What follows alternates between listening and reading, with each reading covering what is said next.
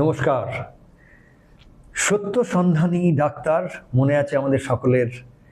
আরেকটা এপিসোড নিয়ে আমরা চলে এসেছি, কিন্তু আমরা কথাটা বললাম এক্ষুনি, আমি বলিনি, কিন্তু বলতে পারতাম হয়তো যে আরেকটা এপিসোড নিয়ে চলে এসেছি আমি, তা না বলে আমরা বললাম। এই যে আমি আর আমরা, আমি থেকে আমরা কি করে যাওয়া যায়, কিভাবে আই অ্যান্ড উই ইংলিশে বলা হয়, হিন্দিতে मैं और हम, এই যে একটা জার্নি, একটা এখান থেকে ওখানে যাওয়া, আমি থেকে আমরার যে যাত্রাটা, এই যাত্রাটা আমরা কিভাবে যাই তার গভীর সত্যে ঢোকার জন্য, এটা একটা, কিন্তু কখনো আমরা হয়তো অত ভাবি না, সবসময় বলে থাকি আমি আমরা, কথাগুলো তো যখন তখন ব্যবহার করি, কিন্তু এই আই টু উই কি করে একজন আমি আমরাতে পরিণত হয়ে যায়, আই উইতে পরিণত হয়ে যায়, मैं হামে পরিণত হয়ে যায়, তার গভীরে যাওয়ার জন্য আজকে আমরা এখানে উপস্থিত হয়েছি। সঙ্গে সকলের চেনা নবরুণদা। নবরুণদার সঙ্গে পরিচয় করাচ্ছি না, যারা পরিচিত নন তারা পুরনো এপিসোডগুলোতে গিয়ে দেখে নিতে হবে, অ্যাসাইনমেন্ট, হোমওয়ার্ক। নবরুণদা সত্য সন্ধানী ডাক্তার, ডক্টর নবরুণ ঘোষাল, সেই হিসেবে আপনারা জানেন মেডিকেল ডাক্তার, কিন্তু মেডিকেল লাইনটা ছাড়াও তার এত দিকে তার জ্ঞানের প্রসার। আর আজকে সেই জ্ঞানের প্রসার আমাদেরকে নিয়ে যাবে, যেটা বলছিলাম, যে কিভাবে আমরা আমি থেকে আমরায় পৌঁছই। কারণ আমি শুধু যদি নিজেকে নিয়ে থাকতে চাই তাহলে এত কথা টথা বলার দরকার নেই, চুপচাপ থাকলেই হলো, ভাবছি এই করছি। কিন্তু যেই আরেকজনের সঙ্গে রিলেট করব তক্ষুনি আমার ভাষার দরকার হয়। আর আজকে সেই ভাষা নিয়ে কথা বলতে নবরুণদা আমাদেরকে নতুন আলোর দর্শন দেবে। ওভার টু ইউ নবরুণদা। ভাষা বলতে আজকের এপিসোডটায় আমি খুব ব্যাপ্তিটা কমিয়ে বিশাল জায়গায় যাব না, আমি ভারতীয় পার্সপেক্টিভে থাকবো। ঠিক। সারা পৃথিবীর জায়গাটায় যাব না, মানুষের ভাষা কিভাবে ইভলভ রয়েছে, বা ভাষা মানুষের মধ্যে, এটা এই নিয়ে আরেকটা এপিসোড বানানো যায়, যে মানুষ কিভাবে ভাষার মাধ্যমে অন্যান্য প্রাণীর থেকে উৎকর্ষ নিজের প্রমাণ করতে পেরেছে। এটা একটা আলাদা আলোচনারই জায়গা, কারণ আমাদের এই শক্তিশালী ভাষা কিন্তু আমাদের অন্যান্য প্রাণী থেকে আলাদা করেছে। এবং সেটা এই যে আমি এত রকম ভাবে আমার গলার মডুলেশন করে এত রকম ভাবে এতগুলো শব্দ বের করে নানা রকম কথা বলতে পারছি, বা নানা রকম এই আপনাদের সঙ্গে কমিউনিকেট করতে পারছি, বা আরো যদি গভীরে বলতে গেলে যে অনেকগুলো মস্তিষ্ককে যোগ করে দেওয়া যাচ্ছে এই ভাষার মাধ্যমে। এইটা একটা অত্যন্ত শক্তিশালী মাধ্যম, যেটা মানুষ, এইটার মাধ্যমে কিন্তু মানুষ এতগুলো বছর পেরিয়ে এবং আজকে এই জায়গায় পৌঁছে সমস্ত পৃথিবীর উপরে নিজের নিয়ন্ত্রণ কায়েম করতে পেরেছে। এটা একটা বিশেষ কালেকশন, যে আমরা যেমন পাখিদের, অনেক পাখিরা উড়ছে দেখি, তারাও নিজেদের মধ্যে একটা কমিউনিকেট করছে, বা জন্তু জানোয়ার যখন একসঙ্গে মিলে হয়ে করছে, বা ওদের তো একটা রয়েছে কমিউনিকেশন। হ্যাঁ, কিন্তু এই যে আমরা ভাষার মাধ্যমে যখন পড়ি, তখন আমরা তো প্ল্যান করে বেঁচে থাকতে, আমাদের বেঁচে থাকার পদ্ধতিটা হচ্ছে প্ল্যান করে। যেমন বাঘ যদি হরিণকে তাড়া করে, ঠিক কতটুকু লাস্ট মোমেন্টে, শেষ মুহূর্তে কতটা জোরে লাফ দিলে হরিণটার উপর গিয়ে পড়বে, এগুলো বাঘের কিন্তু মাসল মেমোরি তৈরি হয়েছে, সেখান দিয়ে গিয়েও লাফ দিয়ে পড়ে করে ফেলে। কিন্তু হরিণটা সামনে না থাকলে, তাকে নিয়ে প্ল্যান করা, হরিণটা এই রাস্তা দিয়ে যাবে, সেখানে ফাঁদ ফেলে হরিণটাকে মারা, এই সব বাঘ করতে পারবে না।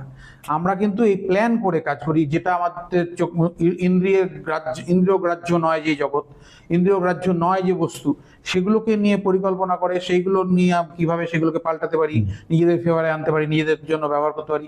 এইভাবে আমরা কিন্তু বেঁচে থাকি। আমাদের মস্তিষ্কের এই ক্ষমতাটা আমাদেরকে কিন্তু বাঁচিয়ে রেখেছে, যে আমরা ক্যালকুলেট করতে পারি, ইমাজিন করতে পারি, মস্তিষ্কের মধ্যে অন্য জিনিসের ছবি তৈরি করে সেই ছবিটাকে রিপ্রোডিউস করতে পারি, ছবিটা আঁকতে পারি আমি। তো এই যে কাজটা করে, এইভাবে আমরা, আমাদের বেঁচে থাকার পদ্ধতিটা এরকম, বিভিন্ন প্রাণীর বেঁচে থাকার পদ্ধতি বিভিন্ন, কিন্তু আমাদের এই বেঁচে থাকার পদ্ধতিটাতে সবচেয়ে একটা গুরুত্বপূর্ণ ভূমিকা পালন করে কিন্তু ভাষা। কারণ অনেকগুলো মস্তিষ্ক এই ইমেজগুলোকে তৈরি করে বা সেই ইমেজগুলোকে মেলানো, এটা আজকের যুগে কম্পিউটারে বলতে ইন্টারনেটের যুগে এটা বুঝতে আরো সুবিধা হয়। তো এইভাবে যখন ইন্টারনেট ছিল না, আমরা প্রাচীন যুগ থেকেই যখন ভাষা তৈরি হয়েছে, মানুষ এইভাবে একটা একাধিক মস্তিষ্ককে মিলিয়ে একটা জিনিসের উপর আলোচনা করতে পেরেছে। তো এইটা অন্য একটা বিষয়ে অন্যদিন করব। আজকে আমি যেটা করতে চাইছি সেটা হচ্ছে, আজকে ভারতবর্ষে একটা বিতর্কিত বিষয় হয়ে গেছে এটা, সেটা হচ্ছে যে হিন্দি ভাষা ভারতবর্ষে কতখানি, মানে কিভাবে সেটাকে আমরা দেখবো হিন্দি ভাষাটাকে, এইটা নিয়ে আজকে বিতর্কের বিষয়বস্তু হয়ে গেছে। দক্ষিণ ভারতের মধ্যে এটা নিয়ে একটা উষ্মা তৈরি হয়েছে যে কেন হিন্দি আমাদের উপরে চাপিয়ে দেওয়া হবে। দক্ষিণ ভারতে তারা হিন্দিটাকে ওরকম ভাবে মানতে চাইছে না, এবং পূর্ব ভারতে আমরা যারা বাংলায় বাস করি, আমরা হিন্দিকে মেনে নিয়েছি, হিন্দি নিয়ে আমরা দৈনন্দিন ব্যবহার করি।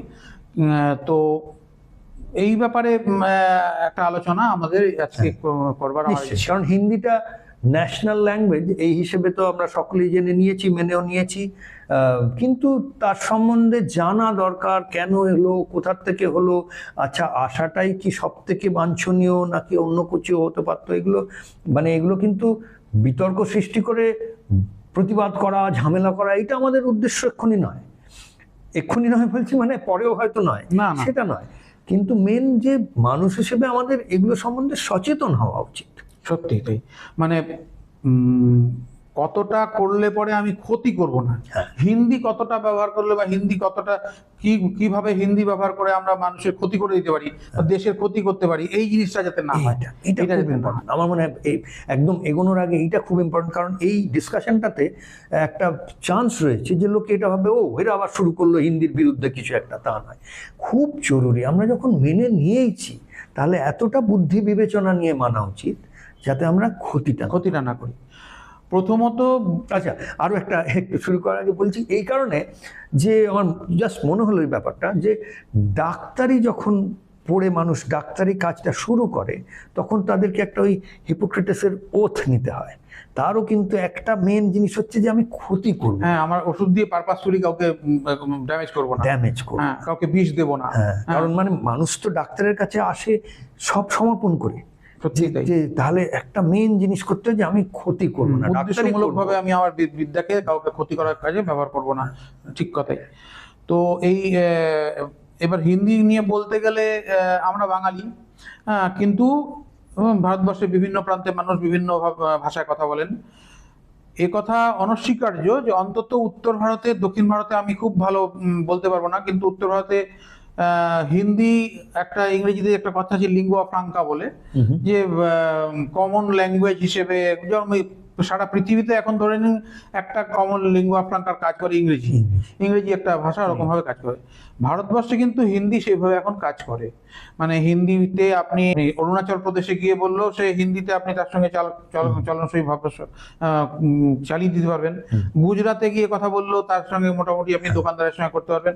এমনকি দক্ষিণ ভারতের রাজ্যগুলো, ব্যাঙ্গালোর বা হায়দ্রাবাদ, সেখানে গেলেও হিন্দি মোটামুটি আপনি বললে লোকে বুঝতে পারবে এবং আপনি দোকান থেকে একটু জিনিসপত্র কিনতে পারবেন। না, কমন ভাষা হিসেবে ভারতবর্ষে হিন্দি কিন্তু ব্যবহার করা হয়, ব্যবহার্য হয়ে উঠেছে।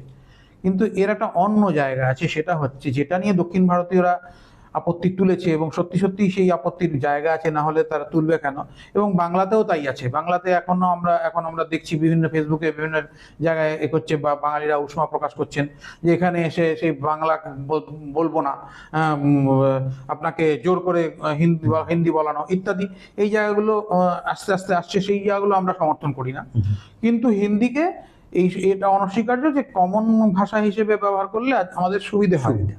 কিন্তু মানে কোনো একটা ভাষাকে তো কমন হিসেবে ব্যবহার করতে হয়, সেক্ষেত্রে ভারতবর্ষে হিন্দিকে কমন হিসেবে ব্যবহার করা সুবিধা হয়, অন্তত উত্তর ভারতের ক্ষেত্রে আমি বলতে পারি। এইবার সেটা হচ্ছে যে সেইটা যাতে দমনমূলক পর্যায়ে না যায়, হিন্দিটা দিয়ে আপনি অন্য ভাষাকে দমন করে দেবেন।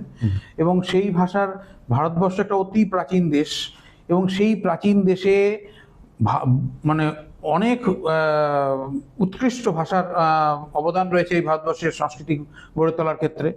সেই ভাষাগুলি ধীরে ধীরে লুপ্ত হয়ে যাচ্ছে কিনা হিন্দি ভাষার দমনমূলক প্রভাবের জন্য, এইটা আমার বিচার্য বস্তু। যেমন বলতে গেলে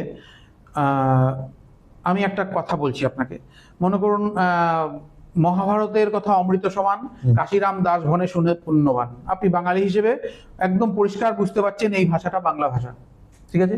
বা কৃত্তিবাস পণ্ডিতের ঘটিল বিষাদ, বালিবধ করি কেন করিলা প্রমাদ। রামকে দোষ রামকে, রাম তার প্রভু, কিন্তু রাম যে অন্যায় করেছেন এটা কৃত্তিবাস মেনে নেননি। এই কাজটা যে বালিকে পিছন থেকে তীর মেরে ফেলাটা, এটা রামের পক্ষে সঠিক কাজ হয়নি। সেই ক্ষেত্রে কৃত্তিবাস বলছেন, কৃত্তিবাস পণ্ডিতের ঘটিল বিষাদ, বালিবধ করি কেন করিলা প্রমাদ, ঠিক আছে।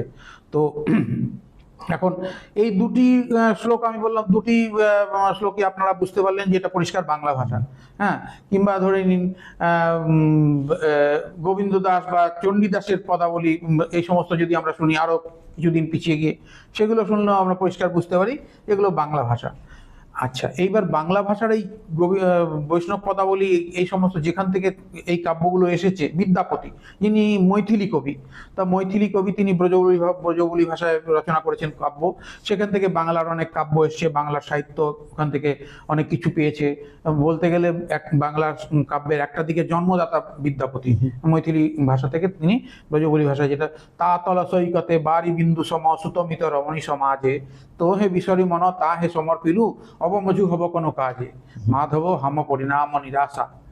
এই যে কথা, তো এই কথাটা দেখুন আপনি বাঙালি হিসেবে কিন্তু পরিষ্কার বুঝতে পারছেন। আমি যদি এই কথাটা বলি, তা তল সৈকতে বাড়ি বিন্দু সম সুতমিত রমণী সমাজে, বললে আপনি বাঙালি হিসেবে কিন্তু অনায়াসে বুঝতে পারছেন এই ভাষাটা মৈথিলি থেকে এসে ব্রজবুলি ভাষায় উনি লিখেছেন এটা।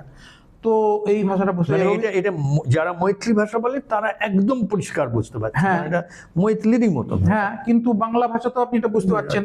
এবার রবীন্দ্রনাথ এই ভাষাতে পরবর্তীকালে ভানুসিংহ ঠাকুরের, রবীন্দ্রনাথের ছদ্মনাম ভানুসিংহ, ভানুসিংহ কথাটার মানেও রবীন্দ্রনাথ, ভানু মানে সূর্য এবং সিংহ মানে রাজা, তো রবীন্দ্র ওই কথাটা ভানুসিংহ ঠাকুর বলে ছদ্মনাম নিতেন। এবং সেই ভানুসিংহ ঠাকুরের পদাবলিতে তিনি ওই রকম ওই কি বলে ধরেন এ দুর্যোগে কুঞ্জে নিরদয় কানহ দারুণ বাসী কাহে বাজাওয়াত সকরুণ রাধা নাম, ঠিক আছে। এইটা তো আপনি বুঝতে পারছেন, কথাগুলো বুঝতে কোনো অসুবিধা হচ্ছে না। এই ব্রজবুলি ভাষা এখান থেকে যখন বৈষ্ণব পদাবলী রচনা হলো, সেগুলো পরিষ্কার বাংলা ভাষা হিসেবে চিনতে পারা যায়। আজকের আধুনিক বাঙালিরাও আমরা চিনতে পারি। তার পরবর্তীকালে তো যেটা বললাম, কাশিরাম দাস বা কৃত্তিবাস ওঝার মহাভারত বা রামায়ণ আমরা বাঙালিরা পরিষ্কার বাংলা ভাষাতেই বুঝতে পারি। তারপরে বাংলা ভাষা সেখান থেকে আস্তে আস্তে এসে হ্যালেট সাহেব ব্যাকরণ লিখলেন। সেই ব্যাকরণ খুব ভালো পর্যায়ে হয়নি, ইংরেজি হিসেবে তিনি যতটা লিখেছিলেন। তারপরে ডিরোজিওর ছাত্ররা যখন ইয়ং বেঙ্গল বাংলার নেশা হলো, সেই সময় বাংলা ভাষাকে আস্তে আস্তে এই প্যারীচাঁদ মিত্র মানে টেকচাঁদ ঠাকুর, তারপরে আপনার দীনবন্ধু মিত্র, ওই মাইকেল মধুসূদন দত্ত, বঙ্কিমচন্দ্র, এনারা ধীরে ধীরে বাংলাটাকে আধুনিক আরেক জায়গায় পর্যায়ে নিয়ে এলেন। সেই পর্যায়েও আস্তে আস্তে মানে সেগুলো আমাদের পক্ষে এখনকার বাচ্চাদের যদি পড়াই, তারা একটু খটোমটো ওরম ভাবে সেটাকে করতে চায় না, অতিরিক্ত সাধু ভাষার মতন সেগুলো। তারপরে বিবেকানন্দের ভাষা একদম কথ্য ভাষায় চলে এলো। রাধা গোবিন্দ কর, আমি তার বই পড়েছি, অ্যানাটমি, গ্রেজ অ্যানাটমি, তিনি বাংলায় অনুবাদ করেছিলেন, কিন্তু সেটা আইনি প্যাচে সেটা প্রকাশ পেতে পারেনি, কারণ ওরিয়েন্টাল আফগান কেস করে দিয়েছিল কত ছবির জন্য। কিন্তু সেই আমাদের মেডিকেল কলেজ আরজি কলেজ লাইব্রেরিতে রাখা ছিল, সেই বই আমি পড়েছি বাংলায়। তো সেই বাংলা একদম পরিষ্কার আমাদের আজকের দিনে কথ্য ভাষা। 1904 সালে না কত সালে লিখেছিলেন। বিবেকানন্দ তো সে 1902 সালে মারাই গেছেন। তখন বিবেকানন্দের যে রচনাবলীগুলো পরিষ্কার কথ্য ভাষায় তিনি লিখতে শুরু করেছিলেন। মানে যেটা সাধু ভাষার থেকে আমরাও ছোটবেলায় দেখছি, পরীক্ষা লিখতে গেলে বা বাংলা লিখতে গেলে তখন বলতো সাধু ভাষায়, কঠোর একটা লাগতো, কিন্তু একদম আধুনিক ভাষায় এনারা লিখতে শুরু করেছেন। তারপরে তো মানে চলিতেন, করিতেন, হ্যাঁ, এই জিনিসগুলো তো প্রায় শুধু নয়, এটা নিয়ে একটু সেই বিভূতিভূষণের সেই পথের পাঁচালীতে ওই যে দৃশ্যটা নিশ্চয়ই আপনাদের মনে আছে কিনা জানি না, তুলসী চক্রবর্তী সেই ক্লাস নিচ্ছেন, সেই উৎস প্রশ্রবণগিরি, জলধর পটল সংযোগে, ঠিক আছে। তো এইসব ভাষা, সেই বঙ্কিমচন্দ্রের ভাষা, এগুলো নিয়ে তখনকার দিনে আলোচনা হতো যেগুলো। কিন্তু তারপরে যারা বাঙালি এসছেন সাহিত্যকার, রচনাকার, উপেন্দ্র কিশোরের পরে সুকুমার রায় তো একদমই চলতি ভাষায় বাংলাকে অন্য জায়গাতেই নিয়ে গেলেন তারা, বাংলা ভাষাকে। এবং তারপরে পরশুরাম, রাজশেখর বসু, তার ভাষা তার পরশুরাম সাধু ভাষা ব্যবহার করতেন অনেক জায়গায়, কিন্তু সেগুলো এরকম ব্যঙ্গ করার ছলে ব্যবহার করতেন। আবার তারপরে চলিত ভাষাতেও লিখতেন, এরকম বিভিন্ন। তারপরে তো বাংলার নানান সত্যজিৎ রায় পর্যন্ত এসে আমরা দেখেছি একদম ফেলুদার গল্পে সাধারণ ভাষায় গুলো লেখা, বা প্রেমেন্দ্র মিত্র, সুনীল গঙ্গোপাধ্যায়, এনারা। এই যে বাংলায় চর্যাপদের সময়, চর্যাপদে আমি সৌরভের সঙ্গে আলোচনা করছিলাম যে চর্যাপদের সময়তে প্রায় 1000 বছর আগেকার ইতিহাস। সেই সময় বৌদ্ধদের যে দমন করা হচ্ছিল, ব্রাহ্মণ্য ধর্মের এরা প্রচারকরা বৌদ্ধদের হত্যা করছিলেন, তখন সহজিয়া বৌদ্ধ সম্প্রদায় বলে যারা আলাদা হয়ে গিয়ে গোপনে বৌদ্ধ ধর্মের এগুলোকে, যেগুলো বৌদ্ধ ধর্মে তো ঠিক ঈশ্বর নেই, বৌদ্ধ ধর্মে হচ্ছে নিজের আত্মার উন্নতি ঘটানো, এটাই হচ্ছে বৌদ্ধ ধর্মের সারমর্ম। নিজের দেবী দেবতা এইসব হয় না, নিজের আত্মিক উন্নতি ঘটানোটাই হচ্ছে বৌদ্ধ ধর্মের মূল। সেইখানে দেহ মধ্যে দিয়ে আমি কিভাবে সবকিছু, সেইখানে ওই চর্যাপদের কবিরা লিখেছেন কায়া তরুবর পঞ্চবিডা আলো চঞ্চল চিয়ে পৈঠা কালো। তো এইটাও কিন্তু বাঙালি হিসেবে বুঝতে আমাদের খুব অসুবিধা হচ্ছে না। কায়া তরুবর, গাছ হচ্ছে তরু, পঞ্চবিডা আলো, পঞ্চ ইন্দ্রকে তিনি ডাল হিসেবে দেখাচ্ছেন। কায়া চলু তরুবর পঞ্চবিডা আলো চঞ্চল চিয়ে মানে চিত্রে, চঞ্চল চিয়ে পৈঠা কালো, কাল বসে আছে। ঠিক আছে, তো এটা বাঙালি হিসেবে কিন্তু এই কথাটা বুঝতে আমার বহু প্রাচীন ফর্ম, 1000 বছরের পুরনো, কিন্তু তাতেও আমি বাংলার এটা বুঝতে পারছি রূপটা। তাহলে বাংলার এই গেল 1000 বছরের ইতিহাস প্রায়। এইবার আমি হিন্দি জায়গাটাতে আসবো। হিন্দি ভাষা কিন্তু অ্যাকচুয়ালি ইংরেজিদের তৈরি, ইংরেজিদের অবদান। ভারতেন্দু যিনি হিন্দি ভাষার করেছেন, মানে প্রথম ভারতেন্দু কিন্তু প্রথমত ওই হরিশ্চন্দ্র ভারতেন্দু, উনি বাংলা ভাষার থেকেই এই বাংলা এগুলোকে অনুবাদ করেই হিন্দি তৈরি করেছিলেন প্রথম। তার ইচ্ছে ছিল যে এরকম ভাবে ইংরেজরা এসে আমাদের সমস্ত নিজেদের এগুলো ভুলিয়ে দিচ্ছে, আমরা এটা খুব মানে আমাদের দেশের ব্যাপারটাই আমরা তুলে ধরবো, এই হিসেবে তিনি ওই তখন উর্দু আর ফার্সি চলতো এই হিসেবে, মানে স্টেট ল্যাঙ্গুয়েজ হিসেবে শাসকের মূলত ফার্সি এবং তার থেকে উর্দু কিছুটা। তো সেটা থেকে তিনি ভাঙতে চেষ্টা করলেন যে আমি হিন্দিতে করব, হিন্দি কথাটা শুরু করলেন যে হিন্দি। কিন্তু এই হিন্দি কথাটা আসলে কিন্তু হিন্দি কথাটাই কিন্তু ভারতীয় কথা নয়। হিন্দি কথাটা হিন্দ কথাটা তুর্কি, মানে হিন্দি যে শব্দটা, হিন্দ শব্দটা কি সিন্ধু শব্দকে ওরা হিন্দ বলতো, সিন্ধু ওই মানে সিন্ধুর ওপারের লোকেরা যারা পারস্য দেশের লোক, মানে যেহেতু শটা ওরা উচ্চারণ করতো না, সেটা হিন্দু বলতো, আর সিন্ধুকে হিন্দু বলতো। তো সেই ওরা হিন্দু বলতো, আমাদের এখানকার হিন্দু বলতো, এখানকার লোকজনকে হিন্দু বলতো। ঠিক আছে, মানে সিন্ধু নদীর এপারে থাকে তারা হিন্দু, ওরা হিন্দুস্তান বলতো এই জায়গাটাকে, হিন্দুস্তান নয় কিন্তু ওদের স্থান বলতো, হিন্দুস্তান। তো এইভাবে ওই যারা ওইখান থেকে এসেছিল তুর্কিস্তান, আরব পারস্য থেকে স্কলাররা, যারা পণ্ডিতরা এসেছিলেন তারা, এবং পরবর্তীকালে যারা ইনভেডার, যারা আক্রমণকারীরা এসেছেন তারাও সবাই এই জায়গাটাকে হিন্দুস্তান বলতো এবং আমাদেরকে হিন্দু বলতো। এই জায়গা থেকে হিন্দু, এবং তার মানে হিন্দু, হিন্দি, হিন্দুস্তান, এই তিনটে কথা কিন্তু কোনোটাই ভারতীয় শব্দ না, তিনটে কথাই কিন্তু বিদেশি। আমাদের তো শাস্ত্র এতদিন পুরনো, তার মধ্যে এইগুলো দেখা যায় না। তো কোথাও তুমি এই হিন্দু বা হিন্দি বা হিন্দুস্তান এই কথা কোনো প্রাচীন ভারতীয় শাস্ত্রে কখনো পাবে না। তার কারণ ভারতীয় শব্দ নয়, এগুলো সংস্কৃত শব্দ নয়, এগুলো তো মুসলমান এরা যারা ইনভেডাররা এসে তারা ব্যবহার করতো, এবং মুসলমান স্কলাররা যারা এসেছিলেন তারা ব্যবহার করতেন। ফলে তাদের এবার তাদের হিন্দুতে আমাদের ভাষা হচ্ছে, তাদের জবানিতে আমাদের ভাষাটা হচ্ছে হিন্দি ভাষা, যে হিন্দুস্তানের ভাষা তাই হিন্দি ভাষা। মানে তাদের কাছে আমাদের যে এতটা ডাইভার্সিটি, তাদের থেকে আলাদা 100 রকম জিনিস হচ্ছে, পুরো 100টাকে একটা ক্যাটাগরি করে তারা হিন্দি করে দিয়েছে। কিন্তু তারা তো আর তখন বাংলায় আসেনি, যে অযোধ্যাতেও আসেনি যে তারা অবধি ভাষাকে চিনতে পারবে, বা তারা ওই দিল্লির উপখণ্ড পর্যন্তই তাদের। এইখানে কিন্তু এগুলো বোঝার ব্যাপার, অযোধ্যাতে আসেনি তাই জন্য আওয়াধি ভাষাটাকে চিনতে পারছেন। তো আমরা অনেকে মনে করি যে না, হিন্দিটা তো ওই অবধির মতন ওই হিসেবে পুরনো, আসলে কিন্তু হিন্দির পুরনোটা ওই ব্যাপারগুলো আওয়াধি। লখনৌতে গেলে লোকে এই ব্যাপারে আমি খুব, মানে এই ব্যাপারটাতে খুব দুঃখজনক। মানে আমরা বাঙালি যারা এলিট, যারা বাঙালি নিজেদেরকে বুদ্ধিজীবী সম্প্রদায় মনে করি, তারা খুব দুঃখজনকভাবে, আমার এটা দেখে খারাপ লাগে, ভারতের এত প্রাচীন এত সমৃদ্ধ ভাষাগুলিকে আজকে হিন্দির ডায়ালেক্ট হিসেবে চিনতে শিখেছেন। মানে এটা সরকারি একটা চক্রান্তও বলতে পারো তুমি। এখন জানো জানো মানে আমি যখন কোনো ভোজপুরি লোককে জিজ্ঞেস করি আপনার মাতৃভাষা কি, হিন্দি, মানে সে আমি অজ্ঞানতার চক্রান্ত বলবো। তাকে ভুলিয়ে দেওয়া হয়েছে যে সে তার ভোজপুরিটা তার মাতৃভাষা, অবধিটা মৈথিলিটা তার মাতৃভাষা। তারা বাইরে লজ্জায় এই ভাষায় কথা বলে না, তারা এটাকে গেঁয়ো ভাষা মনে করে, অশালীন ভাষা বা ভাষা বলে মনে করে, মানে অসমৃদ্ধ বা কি বলবো পলিশড ভাষা বলে মনে করে না। কিন্তু আসলে তারা ভুলে গেছে যে এগুলো ভারতবর্ষের মগধী প্রাকৃত ভাষা। যা আজকে আমি বাংলায় তোমার সঙ্গে কথা বলছি, এটা মগধী প্রাকৃত ভাষা থেকে এসছে। মগধী ভাষা, যে ভাষায় বুদ্ধদেব ধর্ম প্রচার করেছিলেন, যে ভাষায় জৈনদের ধর্ম প্রচার হয়েছে, সেই মগধী ভাষা। সেই মগধী ভাষায় আজকাল হিন্দির ডায়ালেক্ট হিসেবে ব্যবহার হচ্ছে। যে হিন্দির ডায়ালেক্ট, এগুলোকে হিন্দির ডায়ালেক্ট, হিন্দির থেকে কত পুরনো এই ভাষাগুলো, আজকে আমরা সেগুলোকে হিন্দির ডায়ালেক্ট হিসেবে চিনছি। খুব দুঃখজনক ব্যাপার। এই ডায়ালেক্ট ব্যাপারটা বলতে বোঝা যায় উপভাষা, উপভাষা মানে ওইটা আরেকটু বুঝিয়ে দিলে বোধহয় ভালো। মানে হিন্দি যেমন যে কোনো ডায়ালেক্ট, হ্যাঁ, যেমন ধরে নিন আমি আজকে পুরুলিয়ার ভাষা যদি আমি বলি যে হ্যাঁ বাবু জলটা আনিয়ে রেখে দে, ওইখানে জলটা আনিয়ে রেখে দে। তো এই যে কথাটা বললাম, এটা বাংলা ভাষা বললাম, কিন্তু একটা বিশেষ জেলার ভাষায় বললাম। বা ওই টেনিদার ভাষায় মেকুরে হুড়ুম খাইয়া হক করছে, ঠিক টেনিদা হাবুল সেনের ভাষায় হাবুল সেন যখন মেকুরে হুড়ুম খাইয়া হক করছে বললো, তখন টেনিদা বললো তুই জার্মান ভাষায় কথা বলছিস। হাবুল সেন বলছে বাঙাল ভাষায় কথা। মেকুর মানে বাংলা ভাষায় হচ্ছে বিড়াল, হুড়ুম মানে মুড়ি, তো হক্কইর মানে সক্রি, মানে সক্রি করে দিয়েছে। তো হাবুল হোসেন বললো মেকুরে হুড়ুম খাইয়া হক করছে।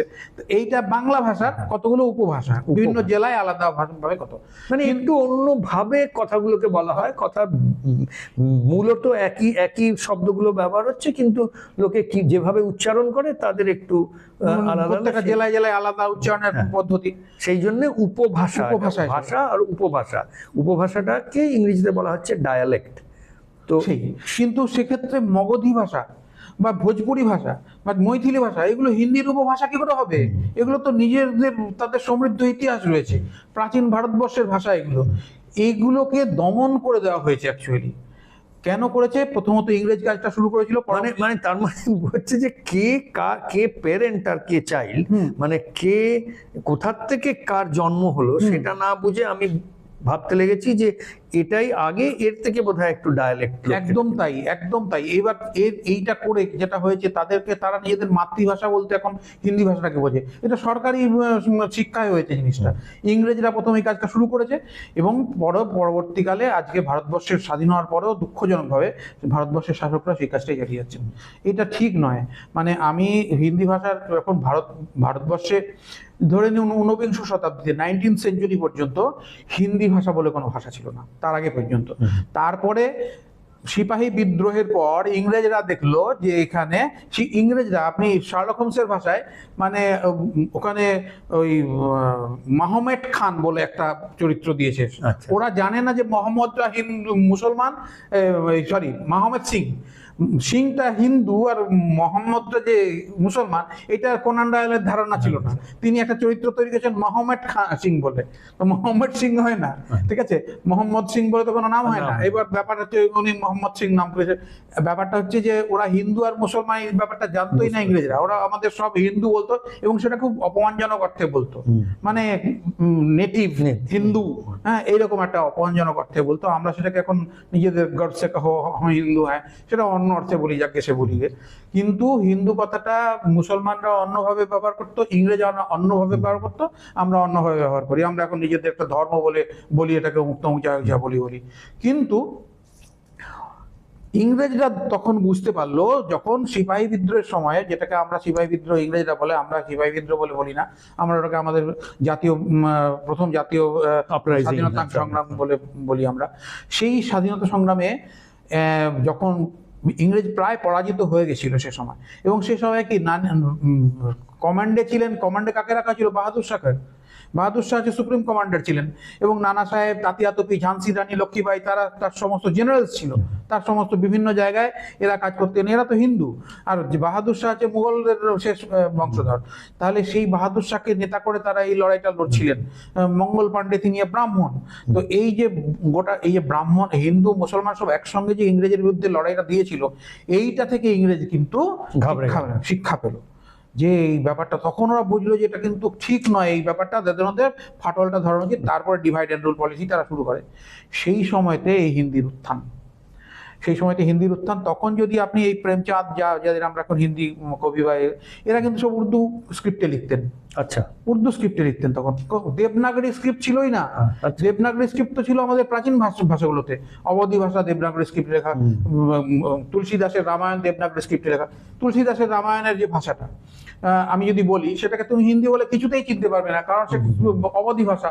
দেখো, আমি এখন যখন আমি চণ্ডীদাসের পদাবলী বলি, তুমি বাংলা বলে চিনতে পারলে। কৃত্তিবাস ওঝার বাংলা বলে চিনতে পারলে। তুমি কাশিরাম দাসের ভাষা বাংলা বলে চিনতে পারলে। তুলসীদাসের হচ্ছে মঙ্গল ভবন অমঙ্গল হারি দ্রবহুস ও দশরথ অজির বিহারি। এটার মধ্যে একটা বিন্দু মাত্র তুমি হিন্দি বলে এটাকে চিনতে পারবে না। তার কারণ মঙ্গল ভবন অমঙ্গল হারি কথাটা ভারতবর্ষের যে কোনো ভাষা হতে পারে, বাংলাও হতে পারে। মঙ্গল ভবন অমঙ্গল হারি কথা বাংলা। দ্রবহুস ও দশরথ অজির বিহারি। দ্রবহুস ও দশরথ মানে হচ্ছে দশরথের পুত্র এতে বিচরণ করে, উদ্যানে বিচরণ করে, দশরথ উদ্যানে। এটা হিন্দি নয় তো, এটা তো অবধি ভাষা।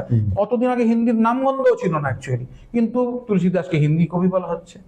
ঠিক আছে, এই তো অদ্ভুত কথা। মানে তখন উনি হিন্দি, তখন যদি অনেক কবিরের দোয়া, আপনার গোরখনাথের কাব্যগুলো, এই ভাষাগুলো যখন মানে ওরা যখন এই দোহাটা দিয়েছেন, তখন তো হিন্দি ভাষার উৎপত্তিই হয়নি। হিন্দি ভাষাটা প্রথম, হিন্দি কথাটা, এই কথাটা ব্যবহার শুরু হলো হচ্ছে ঊনবিংশ শতাব্দীতে, 19th সেঞ্চুরিতে। অথচ কবির দাসের দোহাগুলোকে আমরা হিন্দির দোহা বলি, তা তো নয়। ঠিক আছে,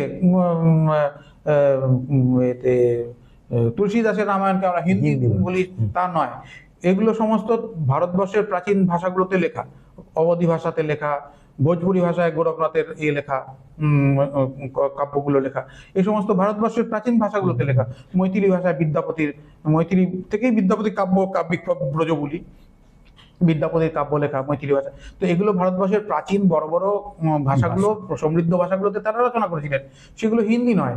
হিন্দিতে আজকের দিনে এবার এগুলোকে হিন্দি হিসেবে চেনানো হচ্ছে। যে অবধিতে কথা বলে তাকে বলা হচ্ছে তোমার মাতৃভাষা হিন্দি। যে ভোজপুরি লোক তাকে বলা হচ্ছে তুমি ভোজপুরিটা বলো না, ওটা গেঁয়ো ভাষা, আসল তোমার পলিসি ল্যাঙ্গুয়েজ হচ্ছে হিন্দি। মজাটা কি জানো, আজকে কোনো রাজ্যে, আমি রাজ্যগুলোর নাম করব না, কোনো রাজ্যে হিন্দি ভাষার থেকে উর্দু শব্দ বাদ দেওয়ার জন্য সরকার থেকে জোরাজুরি করা হচ্ছে। উর্দু শব্দ বাদ দিবি কি তোরা? হিন্দি ভাষাটাই তো উর্দুর ব্যাকরণ ফলো করে। আমি প্রমাণ দিচ্ছি তোমাকে।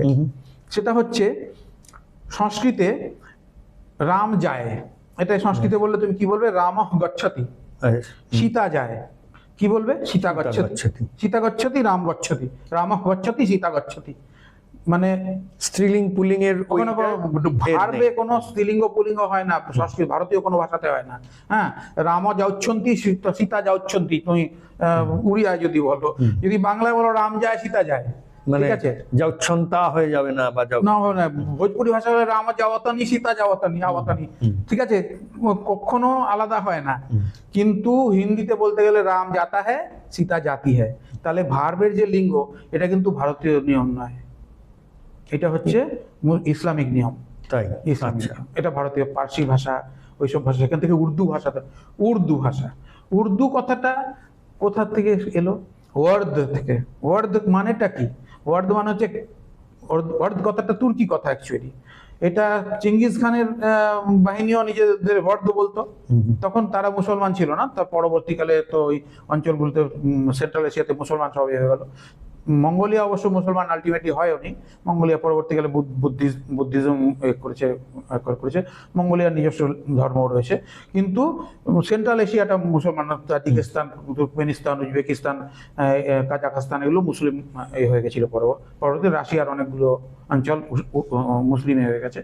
তো সে তো যা হোক, ধর্মের দিকটা আলাদা, কিন্তু ভাষাটা তুর্কি। এবং এই এতে ওয়ার্দ কথাটার মানে হচ্ছে মিলিটারি ক্যাম্প, ওয়ার্ড কথাটার মানে হচ্ছে রয়্যাল কিছু, যে ওই সময়টা ওই জায়গাটাকে গোল্ডেন হোর্ড বলা হতো। বাটু খান, চিঙ্গিস খানের নাতি বাটু খান, এবং তার পরবর্তী যতক্ষণ তৈমুরলং পর্যন্ত, তোক্তামিশ খান পর্যন্ত তাদের রবরবা ছিল ওখানে। তারা রাশিয়া ধ্বংস করে দিয়েছিল, মস্কো ধ্বংস করে দিয়েছিল, নবগরদ ধ্বংস করে দিয়েছিল, কিয়েভ ধ্বংস করে, কিয়েভকে পুড়িয়ে একদম ছারখার করে দিয়েছিল। আজকে কিয়েভকে এরা ইউক্রেনের রাজধানী বলছে, কিয়েভ তো অ্যাকচুয়ালি রাশিয়ার রাজধানী। সেই রাশিয়ার রাজধানী কিয়েভকে ওরা ধ্বংস করে দিয়েছিল। তারপরে সেখান থেকে হাঙ্গারি, পোল্যান্ড পর্যন্ত ঢুকে গেছিল এই বাটু খানের বাহিনী, মানে চিঙ্গিস খানের নাতি। এরা নিজেদের গোল্ডেন হোর্ড, ওই সময়টা গোল্ডেন হোর্ড বলতো। হোর্ড কথাটা ইংরেজিতে পরবর্তীকালে খুব খারাপ হিসেবে, ডাকাত দল এই সমস্ত হিসেবে, তো সেটা হবেই। কারণ বাংলাতেও আমরা হারমাত বলি। হারমাত কি? ডাচ আর্মাডা, ডাচ আর্মাডা, তারা বাংলার উপকূলে এসে অত্যাচার করতো, যা দাস ধরে নিয়ে চলে যেত, সেই জন্য তাদেরকে হারমাত কথাটা আমরা খুব খারাপ হিসেবে বলি। অ্যাকচুয়ালি তো ডাচ বাহিনীটা, নৌবাহিনীটা, ওইটা হচ্ছে আর্মাডা, সেটাকে আমরা খুব খারাপ হিসেবে, ওরকমই ওয়ার্ডটা ইংরেজিতে হোর্ড হয়ে খুব খারাপ হিসেবে ব্যবহার। হোর্ড মানে হচ্ছে দস্যু দল, এরকম হিসেবে ব্যবহার। কিন্তু ওয়ার্ড হচ্ছে অ্যাকচুয়ালি রয়্যাল এবং মিলিটারি ক্যাম্প এই হিসেবে। মানে হোর্ডিং ইনফ্যাক্ট সেই সবের থেকেই এসছে, যে হোর্ড করে জমা করে রাখা টাকা, কারণ ওরাই নিয়ে ইংরেজি তো ওইভাবে চলে গেছে। কিন্তু ওয়ার্ড কথাটা তো এদের একটা গৌরবের কথা, রাজকীয় ব্যাপার। সেই ওয়ার্ড থেকে ওয়ার্দি যেটা ইউনিফর্ম, ওয়ার্দি আর্মির যেটা পোশাক, সেটা হচ্ছে ওয়ার্দি। তাহলে এই যে উর্দু কথাটা যদি ORDU উর্দু যদি তুমি সার্চ দাও, দেখবে এটা একটা তুর্কি কথা। তুর্কি কথা, সেই উর্দুর থেকে উর্দু কথাটা এসছে। আচ্ছা, তাহলে উর্দুটা কি? তাহলে মুঘল সাম্রাজ্যের সময় কি বলে সৈন্যবাহিনীর ভাষা, সেটা উর্দু। উর্দু কোত্থেকে হলো? ওই মুসলমানদের নিয়ে আসা নিজস্ব ভাষা, যেটা সেন্ট্রাল এশিয়া থেকে আসা, তুর্কিস্তান থেকে আসা, পার্সি কিছু ভাষা মিশিয়ে সমস্ত, তার সঙ্গে লোকাল ভাষা, ভারতীয় ভাষা মিশিয়ে এই ভাষাটা, যেটা এই ভাষায় ওরা আর্মির লোকেরা কথা বলতো। মানে উর্দু ভাষাতে কিন্তু এটা অনেকেই ভুলটা করেন, ভাবেন যে বোধহয় কোরআনটা উর্দু ভাষায় লেখা আছে, তা তো নয়। না, কোরআনটা সে বাংলাতেও লেখা আছে, না সেটা আলাদা। মানে অরিজিনালি আরবি ভাষায় লেখা ছিল, অরিজিনালি আরবি ভাষা। কোরআন তো আরবি ভাষা। তাহলে আরবি ভাষা বা পার্সিয়ান ভাষা এসবগুলো আলাদা, এগুলো আলাদা। আরবের ভাষা আরবি, পারস্যের ভাষা পার্সি, ঠিক আছে। সেইগুলোর কিন্তু যে লেখার যে পরবর্তী স্ক্রিপ্টটা, সেটা আরবি ভাষার অনুকরণে হয়ে গেছে সারা মুসলিম জগতে। ওই বিশেষত মধ্যপ্রাচ্যের দেশে গোটা মুসলিম জগতেই আরবের অনুকরণে ওই কিছুটা এদিক ওদিক হয়ে তুর্কিস্তানে আলাদাভাবে লেখা হয়, আরবে আলাদা। তুর্কিস্তান অবশ্যই ইংরেজিতে লেখে, তুরস্ক এখন ইংরেজিতে লেখে, মানে রোমান স্ক্রিপ্টে লেখে। কিন্তু পারস্যে, মানে ইরানে এখন ওই কিছুটা। এইটা আরেকটা কেমন ইন্টারেস্টিং ব্যাপার, আমরা যে কথা বলি যে ভাষাটায় আর লিখি, যে এই লেখাটা হচ্ছে স্ক্রিপ্ট বলছি, স্ক্রিপ্ট বর্ণমালা যেটা লেখা হচ্ছে। এবার এই লেখা যেটা হচ্ছে সেটার সঙ্গে একটা কনফিউশন চলে আসে, কারণ যেহেতু এই যে উর্দু বা পার্সিয়ান বা আরবিক, এগুলো সব একই স্ক্রিপ্টে লেখা হচ্ছে, একই টাইপের স্ক্রিপ্ট, একই ধরনের স্ক্রিপ্ট। মানে ইংরেজিতে আমরা বর্ণমালাকে কি বলি? অ্যালফাবেট। এখানে অ্যালফা বিটা, ওই যে অ্যালফা বিটা। আর উর্দুতে তোমার প্রথম শব্দ দুটো কি? আলেফ বে পে। ও আচ্ছা, ওইটাই তো আমার জানা ছিল। প্রথম শব্দ আলেফ, দ্বিতীয় শব্দটা বে। তাহলে ওই আলিফ আর বে। তাহলে উর্দুতেও তো ওই, মানে ওই অঞ্চলে কিন্তু সবাই এই ভাষাতেই বলে, গ্রিস থেকে আরম্ভ করে তোমার এই সিন্ধু নদীর, মানে স্ক্রিপ্টটা ওই দিকে থেকে, মানে ওখানে স্ক্রিপ্টগুলো একটু জিওমেট্রিক প্যাটার্নে, ওই গ্রিক রোমান, গ্রেকো রোমান, পরবর্তীকালে যেগুলো তোমার হয়েছে, মানে রোমান স্ক্রিপ্ট যেগুলো হয়েছে, যেটাতে ইংরেজি বা ইউরোপিয়ান যে ভাষাটা এখন, সেই স্ক্রিপ্টে। আর এই দিকে যেটা তোমার মধ্যপ্রাচ্যের যেগুলো আমরা এখন বলি, মিডল ইস্ট, ওই অঞ্চলের সমস্তগুলো এখনকার ওই আরবিক টাইপের স্ক্রিপ্ট। কিন্তু এগুলো সমস্ত আলাদা। আমরা যেহেতু ভাষাগুলো জানি না বলে সবই আমাদের কিন্তু না। এইবার উর্দু, যেটা আমি বলছিলাম, উর্দু আমাদের স্ক্রিপ্টটা, আমাদের বলতে যে হিন্দি টিন্দি, এগুলো দেবনাগরী স্ক্রিপ্ট। হিন্দি স্ক্রিপ্টটা দেবনাগরীর ইতিহাসে আমি পরে আসছি। তোমার উর্দু যেটা, উর্দুটা অ্যাকচুয়ালি তুর্কি কথা, এবং সেই ওই ইসলামিক যে ক্যাম্পটা, আর্মির ক্যাম্প, Army সেইখানে ব্যবহারযোগ্য ভাষা যেটা, সেই ভাষায় যারা কথা বলতো, পরবর্তীকালে শাসকরাও নিয়েছে সেটা, মুসলিম শাসকরা, সেইটা হচ্ছে সেই উর্দু। তখন কবিরা তৈরি হয়েছে, মির্জা গালিব উর্দুতে লিখেছেন, বা আমাদের যাদের এখন আমরা হিন্দি কবি বলি তারাও উর্দুতেই লিখতেন, প্রেমচাঁদও উর্দুতেই লিখতেন। আচ্ছা আচ্ছা, তো উর্দুটা অত দূর যাবো কেন, আমাদের হিন্দি গানগুলো দেখো না, যেগুলো প্রচুর। হিন্দি গান বলি অ্যাকচুয়ালি তো উর্দু গান, প্রচুর, মানে সবই উর্দু গান। মানে রাহ মে এক রেশমি রুমাল মিলা হ্যায়, এখানে কোন গোটাটাই তো উর্দু কথাটা। একটা তো এখন বলা হচ্ছে যে কি বলে, রাহ বলবে কেন, রাহা বলবে কেন, ওখানে পথ বলো। পথ বলো। ঠিক আছে, এই কথাগুলো হাস্যকর কেন না, হিন্দি ভাষাটা অ্যাকচুয়ালি কিন্তু উর্দু ভাষা। হিন্দি ভাষাটা ওই সময় ওই যে ব্রিটিশ ওই করে, তখন হিন্দু মুসলিম ডিভাইড করে একটা হিন্দু মহাসভা, একটা মুসলিম লীগ তৈরি হলো, দিয়ে ওদের ভাষা উর্দু, এদের ভাষা হিন্দি, এরকম করে করে একটা ডিভিশন তৈরি করে ওই কথাগুলোকেই দেবনাগরী ভাষায় লেখা শুরু হলো, স্ক্রিপ্টে লেখা শুরু হলো।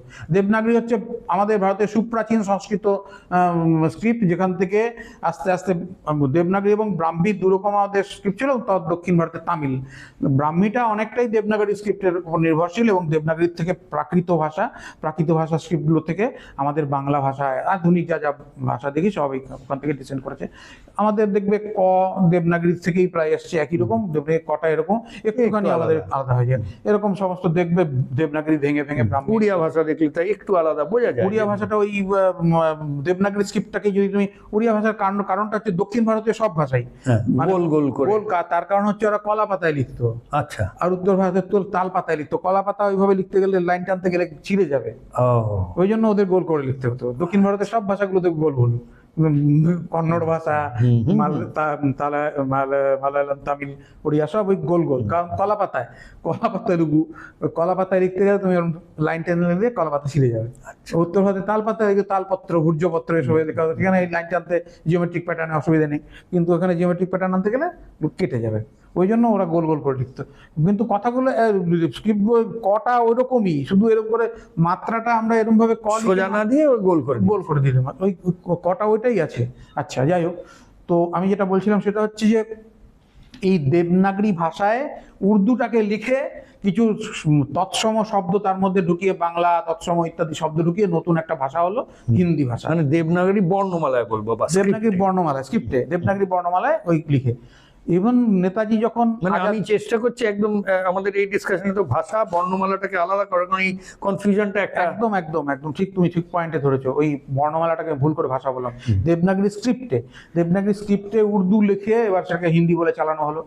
এই ব্যাপারগুলো করা হলো, খুব ভালো কথা হলো। শাসকেরা এসব কাজ করেই থাকে, আমরা সেগুলোতে ফাঁসছি কিনা, ফেঁসেছি আমরা। ফেঁসে এখন বাঙালিরা ওই ভোজপুরি ভাষাটাকে হিন্দির উপভাষা ভাবি, মৈথিলি ভাষাটাকে হিন্দির উপভাষা ভাবি, মগধী ভাষাটাকে হিন্দির উপভাষা ভাবি, বুন্দেলখণ্ডী ভাষাকে হিন্দির উপভাষা ভাবি, অবধি ভাষাকে হিন্দির উপভাষা ভাবি, যেগুলো ভারতের প্রাচীন সুপ্রাচীন সমৃদ্ধ ভাষা, সেগুলো সব ডুবে গেল।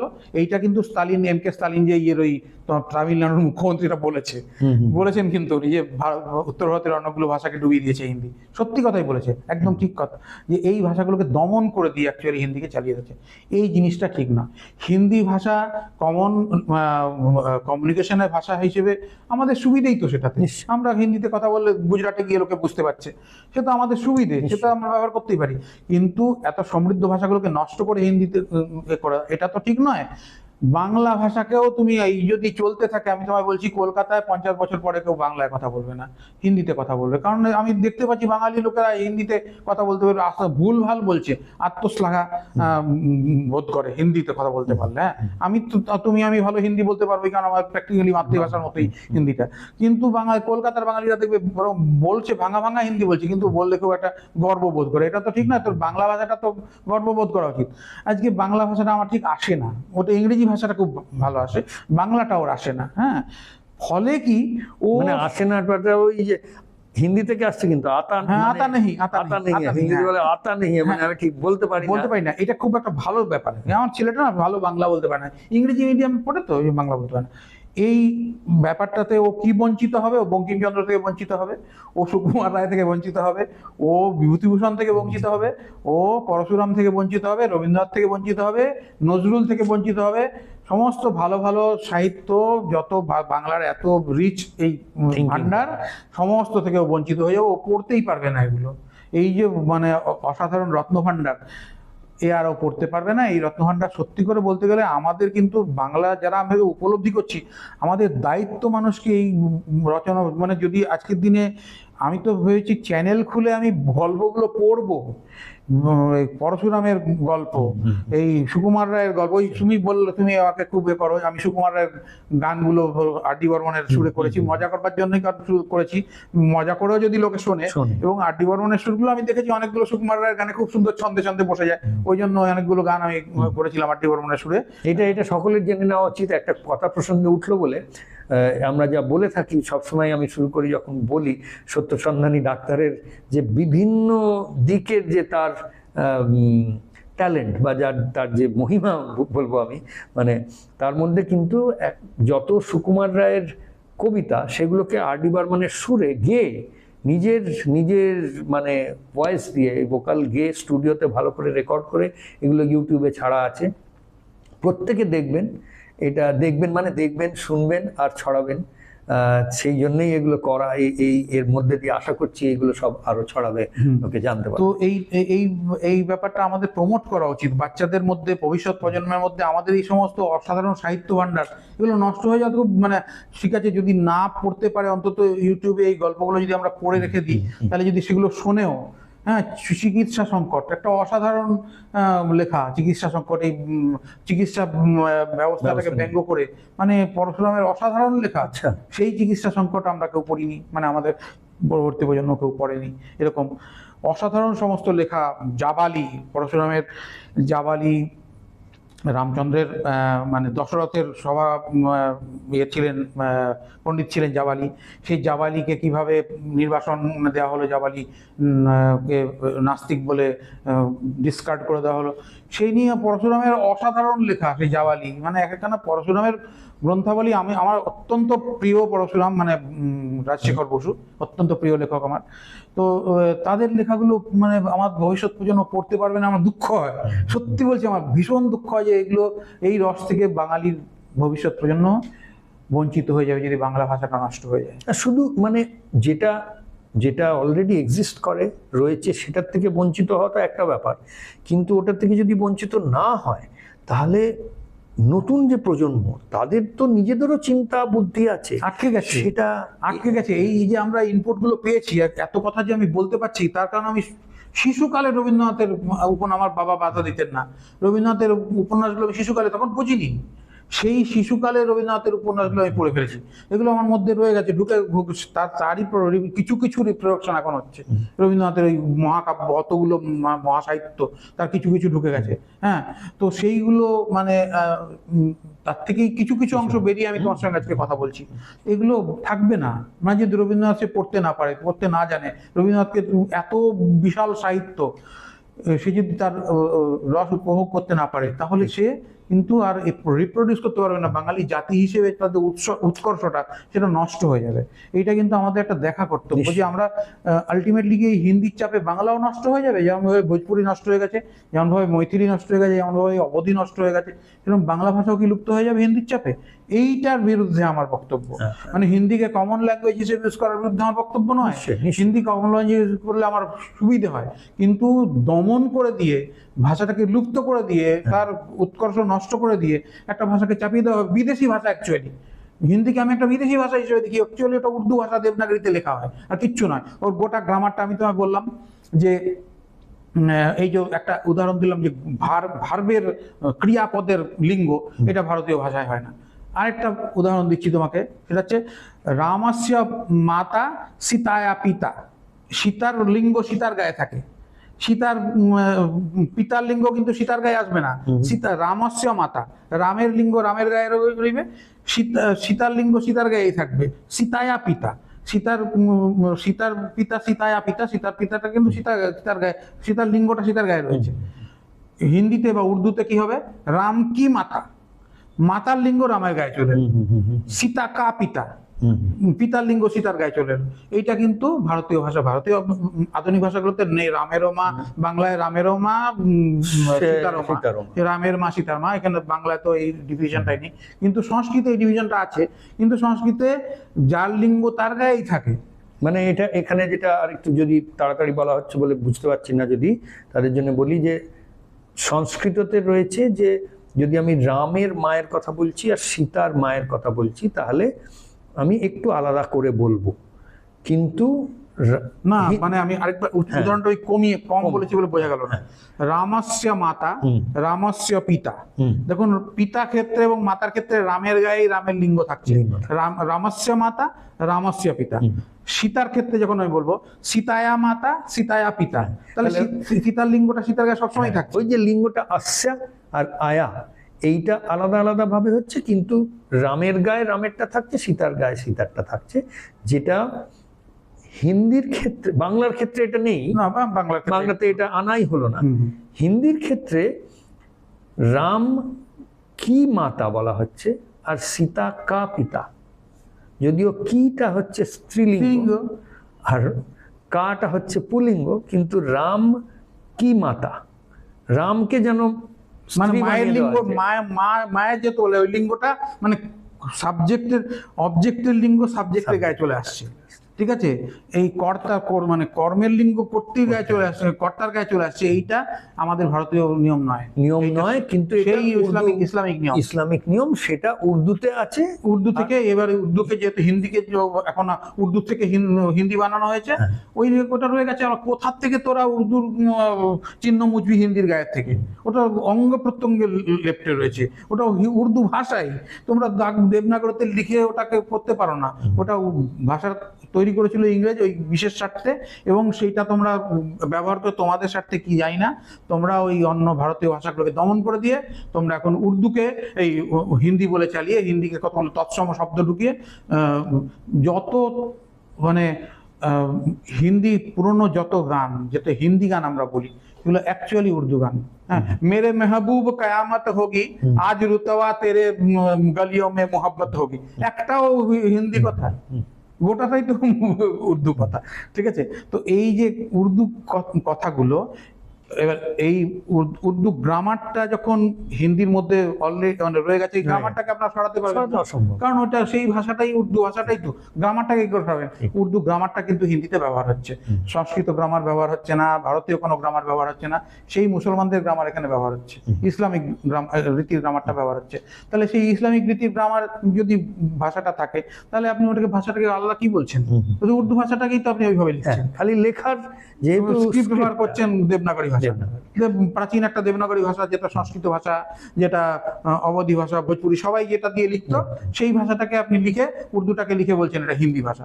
তাহলে হলো হিন্দি যেটাকে বলছি এটা প্রধানত স্ক্রিপ্টটার সঙ্গে জুড়ে বলছি, যেহেতু দেবনাগরী স্ক্রিপ্টটা দিয়ে লেখাটা হচ্ছে, এবারে সেটা দিয়ে কথাগুলো যে কথাই ব্যবহার করি, যদি কিছু কিছু বাংলা কথা ঢুকে যায় তাহলে বাংলা কথা, যদি দেবনাগরীর স্ক্রিপ্ট দিয়ে কিছু ইংরেজি কথা ঢুকে গেছে, যেমন টেবল, টেবিলটা তো আমাদের কোনো ভারতীয় ভাষাতেই ছিল না, ইংলিশ থেকে এসছে, কিন্তু দেবনাগরী স্ক্রিপ্টে যদি টেবিল লিখছে বলছি এটা হিন্দি, তাহলেই তো ওটা হিন্দি হয়ে গেল না, দেবনাগরী বর্ণমালা দিয়ে, মানে বর্ণমালা দিয়ে আপনি উর্দু লিখছেন, উর্দু ভাষাটাকে দেবনাগরী বর্ণমালা দিয়ে লিখছেন। ওই আলিফ বেতে, এই আলিফ বলতে মনে পড়লো, সেটা হচ্ছে উচ্চারণ, সেটা হচ্ছে ওয়ান্দে মাতরম। আমি উচ্চারণটা সঠিকভাবে সংস্কৃত উচ্চারণ করছি, খেয়াল করুন, ওয়ান্দে মাতরম, প্রত্যেকটা আমি সঠিকভাবে উচ্চারণ করলাম। এইবার হিন্দিতে কিভাবে উচ্চারণটা করে? বন্দে মাতরম, এই যে তারাম করে দিলাম, বন্দে করে দিলাম, এটা অ্যাকচুয়ালি আলিফের উচ্চারণ। আচ্ছা, হ্যাঁ, আমার, এই যে আমার বলছি, কথাটা তো বাংলায় বলবো অমর, অমর, বাংলায় একটা গন্ডগোল আছে, বাংলাটা আমি পরে আসছি, বাংলা তো গন্ডগোল আছে। উড়িয়া ভাষায় যখন বলবে তখন ও কিন্তু বলবে অমর।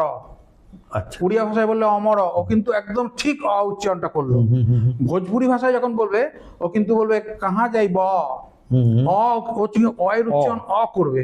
ভোজপুরি যখন বলবে সে কিন্তু কেনহে যাইব, ঠিক আছে, অটা কেনে যাইব অ উচ্চারণ অ করবে, ঠিক আছে।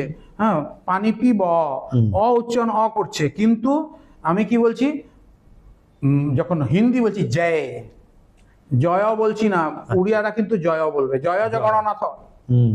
জয় জগন্নাথ, তার মানে ও কিন্তু পরিষ্কার অ উচ্চারণ করছে। হ্যাঁ, হ্যাঁ। এইবার হিন্দিতে কি বলছি মানে জয় জগন্নাথ, এ জগন্নাথ যখন বলছি, জানা জ্ঞানা মানা, হুম। কথাটা কি জন গণ মন, বাংলায় বাংলাটা একটু পরে আমি আসছি, বাংলায় গন্ডগোল কি আমরা করি, কিন্তু অয়ের যে সংস্কৃত উচ্চারণ এটা সম্পূর্ণ বিকৃত হয়ে গেছে। হ্যাঁ, আচ্ছা, ভূর ভুয়া সাবিতুর বারেন্যাং এরকম করে উচ্চারণ করছি, আসলে উচ্চারণটা কিন্তু সম্পূর্ণ অলিফের উচ্চারণ করছি, ঠিক আছে। আপনি দেখবেন যখন ব্যাংক লেখা হয় তখন একজন অত পলিশ যে বিহারি লোক নয়, সে কিন্তু ওটাকে ব্যাংক পড়ে, ব্যাংক পড়ে, ব্যাংক ব্যাংক বলে ওটা। হ্যাঁ। কেন? ওটা ওইকার দেওয়া হয়েছে, এই ওইকারটা সংস্কৃত ওইকার, তাহলে আইঙ্ক এই যেটা সংস্কৃতের ওই, কিন্তু ব্যাংকুয়া মে যাওগে, ব্যাংকুয়া মে ওইটা ভেবে বলে, তাহলে ওরা কিন্তু সংস্কৃত ওইটা বলছে, কিন্তু যখন পলিশ হিন্দি বলছে সে কি বলছে ব্যাংক। ব্যাংক, এই এটা কি, এটা হচ্ছে জবর, এটা কিন্তু ইয়ে নয়, এটা উর্দু অ্যালফাবেট, উর্দু ভাবেল জবর। এই যে ব্যাংক যেটা আমরা ব্যাংক ব্যাংক বলছি ব্যাংক, তখন যে ওই ওই উচ্চারণটা, ওইটা কিন্তু উর্দু জবরের উচ্চারণ করছি। তাহলে উর্দু আলিফের উচ্চারণ করি, উর্দু জবরের উচ্চারণ করি আমরা হিন্দি ভাষার মধ্যে। ভাষাটা কি, উচ্চারণ করার সময় তো উর্দু কথা বলছি, উচ্চারণেও উর্দু, গ্রামারেও উর্দু, ঠিক আছে। আমরা জানা গানা মানা যখন বলছি তখন যা ওর সঙ্গে অ লাগিয়ে দিচ্ছি, আলিফ লাগিয়ে দিচ্ছি।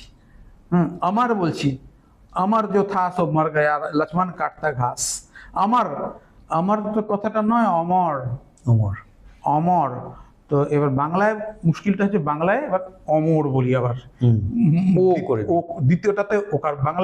বাংলা ভাষায় কখনো আমরা সঠিক অয়ের উচ্চারণ করি, কখনো অয়ের উচ্চারণটাকে বিক্রি করে ও করে দিই, ঠিক আছে। এই জন্য বাংলাটার মধ্যে আমি আসতে চাইছিলাম না, ভারতীয় অন্য ভাষাগুলোতে দেখাচ্ছিলাম। ভোজপুরি ভাষাতে অয়ের সঠিক উচ্চারণ হয়, ওড়িয়া ভাষাতে, অসমিয়া ভাষাতে অয়ের সঠিক উচ্চারণ হয়, কিন্তু হিন্দিতে যেই তুমি যাবে, বাংলাতে কি এটা হয়েছে ইংলিশের? না, না ইংলিশে না, বাংলাতে অনেকদিন ধরে এটা একটা উচ্চারণের সুবিধের জন্য বিভিন্ন ভাষা নিজের মানে মতন করে গঠিত হয়ে যায়, স্থানীয় ভাষার প্রভাবে হয়ে যায় এগুলো। যেমন পূর্ব বাংলায় আবার অয়ের উচ্চারণ করে, কিন্তু পশ্চিমবাংলায় অনেকগুলোতে ওয়ের উচ্চারণ হয়ে যায়, নানা রকম ব্যাপার আছে এগুলো, মানে এগুলো ভাষার নিজস্ব চাল, সেগুলো আলাদা। কিন্তু হিন্দিতে ওই অয়ের উচ্চারণটা আলিফের উচ্চারণ করা হয়, ওই এর উচ্চারণটা জবরের উচ্চারণ করা হয়। তাহলে উচ্চারণের ভাওয়েলগুলো তো উর্দু থেকে যাচ্ছে, ঠিক আছে, গ্রামারগুলো তো উর্দু থেকে যাচ্ছে, তাহলে তুমি উর্দু শব্দ কয়েকটা বাদ দিয়ে হিন্দি কি করে শুদ্ধতা রক্ষা করো? একটা দিক দিয়ে এবারে এটাকে একটুখানি কন্ট্রোভার্সির দিক দিয়েই আমি নিয়ে আসতে চাইছি। ধরে নেওয়া যাক যে যদি দমন হয়ে গেল, ধরে নেওয়া যাক আগে যখন গ্লোবালাইজ, মানে এটা একদম তর্কের খাতিরে, যখন আগে আমরা গ্লোবালাইজড ছিলাম না, প্রত্যেকে একটা গ্রামে বড় হচ্ছে, বাচ্চা জন্ম হলো সেই গ্রামেই জন্ম হলো, সেখানেই মরে গেল, ওইটুকুটাই তার তো বাইরে বেশি যাবারও সুযোগ হচ্ছে না, কারণ এত গাড়ি টাড়ি এইসব হয়নি, আর তাছাড়া ফোন ইন্টারনেট নেই, তার ওটাই তার জীবন, ওটাই তার মানে পরিধি। এর মধ্যে যখন রয়েছে তখন সে ওই ভাষাটা, যে ভাষাটা শিখেছে, মাতৃভাষা শিখেছে, মাতৃভাষারই চালচলন সব কিছু। এবারে যখন গ্লোবালাইজড হচ্ছি, মানে আস্তে আস্তে গেলাম আরেক জায়গায়, যেতে যেতে এখন গ্লোবালাইজড হয়ে গেছি, তার থেকে আসছে যে একটা গ্লোবাল ল্যাঙ্গুয়েজ সকলের সঙ্গে, কারণ এর মাতৃভাষা আলাদা, ও মাতৃভাষা একবারে কথাই বলতে পারছে না, তাহলে দুজনে দুটো ভাষা শিখবে, সেটার যতটা চ্যালেঞ্জ, তার থেকে ভালো হলো যে একটা ল্যাঙ্গুয়েজ রইল। তো এইটা করতে করতে আমি বলছি, যদি সারা বিশ্বে একটাই ল্যাঙ্গুয়েজ থাকে, ধরে নেওয়া গেল এমন একটা দিন এসছে যখন কোনো ভাষা আর নেই, সত্যি খুব ক্ষতিও হয়েছে যে তাতে আমরা রবীন্দ্রনাথকে ভুলে গেলাম, একে এই সমৃদ্ধিগুলো পেলাম না, এসব হয়, কিন্তু কোনো ভাষা নেই, সারা বিশ্বে একটাই ভাষা চলছে। জাস্ট হাইপোথেটিক্যালি চিন্তা করছি, তাতে ক্ষতি বেশি না লাভ বেশি, না কি হবে, কি মনে করো? যেমন ধরে নাও মানে ডাইভার্সিটিকে আমরা রক্ষা করব কি করব না, হ্যাঁ হ্যাঁ, এটাই প্রশ্নটা, এটাই একদম এটাই হচ্ছে এটাই প্রশ্ন। মানে মপাসার মানে আমার নিজের একটা পার্সোনাল ওপিনিয়ন আছে, কিন্তু আমি প্রশ্নটাকে এমন করে রাখছি যে সত্যি নিউট্রাল ভাবে একটা কথা বলি এটা নিয়ে। মপাসার লেখাটা, মানে আমি নিজে একটা বই পড়েছি সেই জন্য শেখাতে বলি, সেটা হচ্ছে মিখাইল শলকভের লেখা কোয়াইট ফ্লোজ দ্য ডন। মানে 4 ভলিউমের লেখা, রুশ বিপ্লবের সময় রাশিয়াই তো তখন সেই ইউক্রেন, এখন সেই জায়গাটা জাপোরিজিয়া বিদ্যুৎ কেন্দ্রের উপরে অ্যাটাক হয়েছে বলে এখন সবাই জাপোরিজিয়ার নামটা জানে। ওই জাপোরিজিয়ার কসাকরা কিভাবে সে সময় তাদের জীবনযাত্রা নিয়ে সেখান থেকে পুরো রুশ বিপ্লবের সময় কিভাবে সাধারণ মানুষ কোথায় কিরমভাবে লড়াই করেছে, কিভাবে কেউ জারের পক্ষে যোগ দিয়েছে, কেউ শ্বেত বাহিনীতে যোগ দিয়েছে, কেউ লাল বাহিনীতে যোগ দিয়েছে, এই নিয়ে অসাধারণ উপন্যাস 4 ভলিউমে মিখাইল শলকভের। উপন্যাসটার বৈশিষ্ট্য হচ্ছে এটা স্তালিন পুরস্কার পেয়েছে, আবার নোবেল পুরস্কারও পেয়েছে, দুপক্ষেরই পুরস্কার পেয়েছে। যাই হোক, সেই উপন্যাসটা রবার্ট দ্যাগলিজ বলে একজন ইংরেজ, বহু লোকে বিভিন্ন ভাষায় ওটা অনুবাদ হয়েছে, বাংলাতেও সুধীন্দ্রনাথ রাহা অনুবাদ করেছেন, আমি ছোটবেলায় পড়েছি, সেটা অত নয়।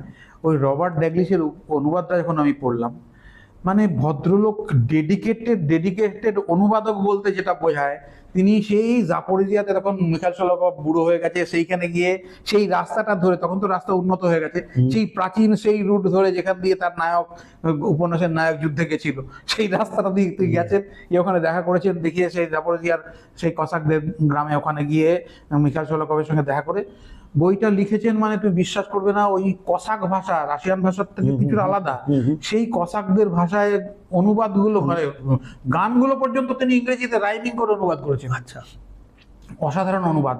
তো এই মানে বলেছিলেন, বোধহয় রবীন্দ্রনাথ বলেছিলেন যে কবিতার অনুবাদ পড়ো না, তো কিছু পাওয়া যায় না, ঠিক আছে?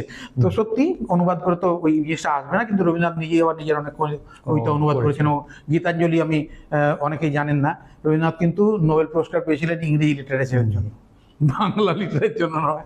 গীতাঞ্জলি ইংরেজিতে অনুবাদ করে ইংরেজি লিটারেচারের উপর রবীন্দ্রনাথের নোবেল প্রাইজ। যাই হোক, তো ওই রকম নোবেল প্রাইজ দিতে গেলে রবীন্দ্রনাথকে 10টা নোবেল প্রাইজ দিতে হয়, গীতাঞ্জলিতে রবীন্দ্রনাথের কিছুই নেই, রবীন্দ্রনাথের যা আছে ওই 10টা দিতে হয় আরো। যাই হোক, তো সে ছিল। তো এবার আমি বলছি, অনুবাদ করে তুমি ওই একটা, যেটা বলে সারা পৃথিবীর মধ্যে সব ভাষাকে শেষ করে দিয়ে একটা ভাষা থাকলো, যত সাহিত্য টাইত্য সব তাতে অনুবাদ করে দিলে তুমি। আজকাল AI এসে গেছে, অনুবাদ করেও দিতে পারো, ওই জিনিস পাবে না। ডাইভার্সিটির মধ্যে মনে করো তুমি মানে কি বলবো, একটা উদাহরণ দিচ্ছি, যে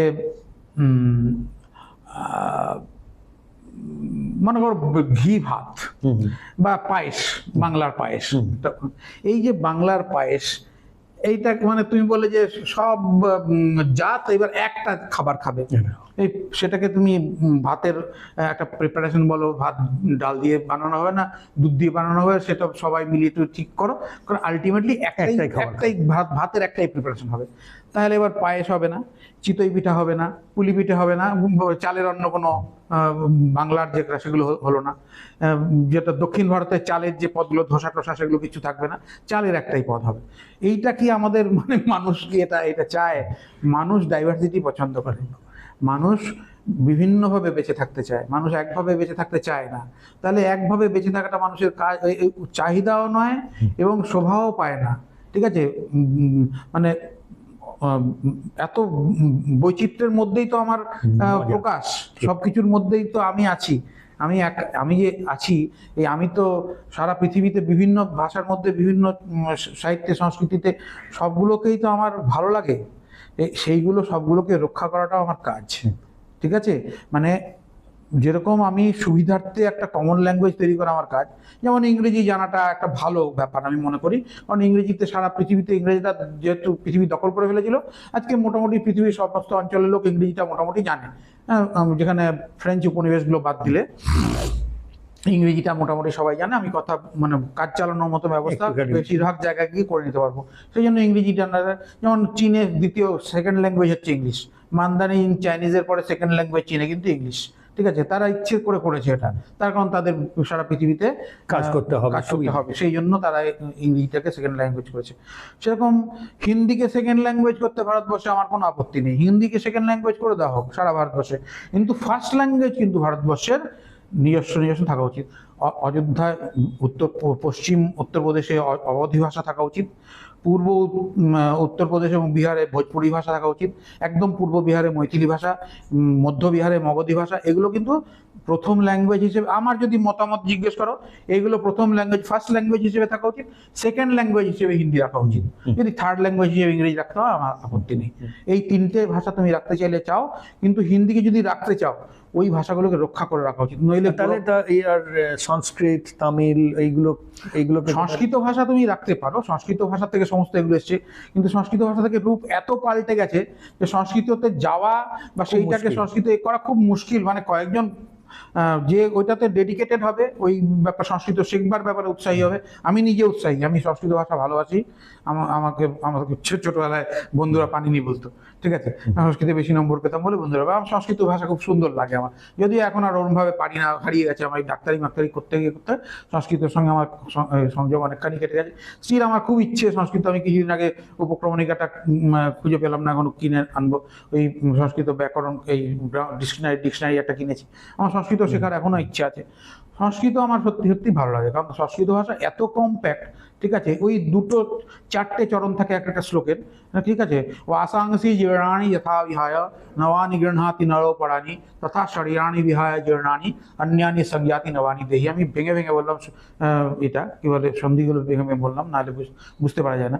এই চারটে শ্লোক, মানে এর মধ্যে গোটা ইন্ডিয়ান ফিলোসফিটাকে দেওয়া হয়েছে এইটুকু ছোট্ট একটা শ্লোকের মধ্যে।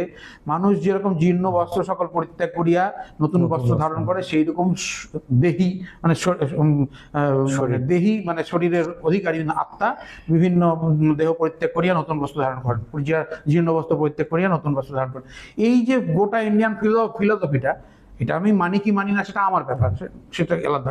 আমি মানি না, ঠিক আছে, কিন্তু এই ব্যাপারটা মানে ওরা এইটুকু জায়গার মধ্যে এত বড় একটা ফিলোসফি, গোটা ভারতবর্ষের ফিলোসফিটাকে এইটুকুর মধ্যে দিয়ে দিয়েছে।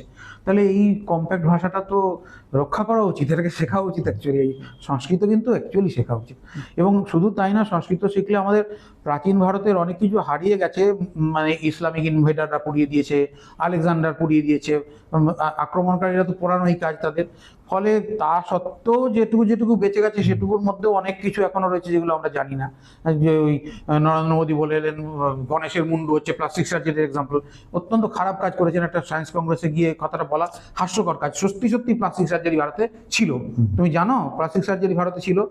সুশ্রুত নাক তৈরি করতে পারতেন, মানে আজকের দিনে সেটা সুশ্রুত মেথড বলে পরিচিত। সেই প্লাস্টিক সার্জারি হয়তো অত উন্নত প্লাস্টিক সার্জারি ছিল।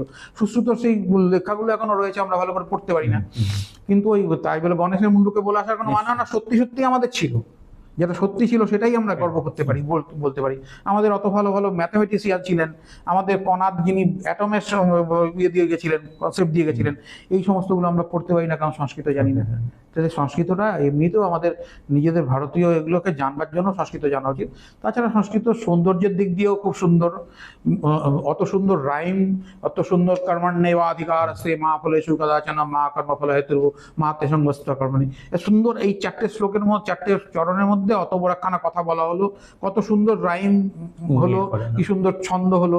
তো এই ব্যাপারগুলো মানে নান্দনিক দৃষ্টিতে বলো, ফিলোসফি জ্ঞানের দৃষ্টিতে বলো, সংস্কৃত কিন্তু খুব মানে যেহেতু শ্রুতি পরম্পরা থেকেই উৎস মনে হয়, সেই জন্য এত রাইম টাইম এগুলো হয়তো হ্যাঁ, যেহেতু মনে রাখার সুবিধার জন্য তখন তো লেখারও তো হয়নি। হতে পারে লেখা তো বৈদিক লোকেরা এখানে এসে, আর্যরা এখানে এসে লেখা শিখেছে, ভারতে এসে লেখা শিখেছে, সিন্ধু সভ্যতা থেকে লেখা শিখেছে। আগে তো লেখা ছিল না, সেগুলো অন্য দিন আলোচনা করা যাবে। কিন্তু আমি যেটা বলছিলাম যে হিন্দি আমি দ্বিতীয় ল্যাঙ্গুয়েজ হিসেবে থাকলে কোনো আমার আপত্তি নেই। মানে ভারতবর্ষের সর্বত্র হিন্দি ল্যাঙ্গুয়েজ দ্বিতীয় ভাষা হিসেবে থাকতে পারে, ইভেন দক্ষিণ ভারতেও পারে। কিন্তু ভারতবর্ষের নিজস্ব ভাষাগুলো প্রথম ল্যাঙ্গুয়েজ হিসেবে থাকা উচিত।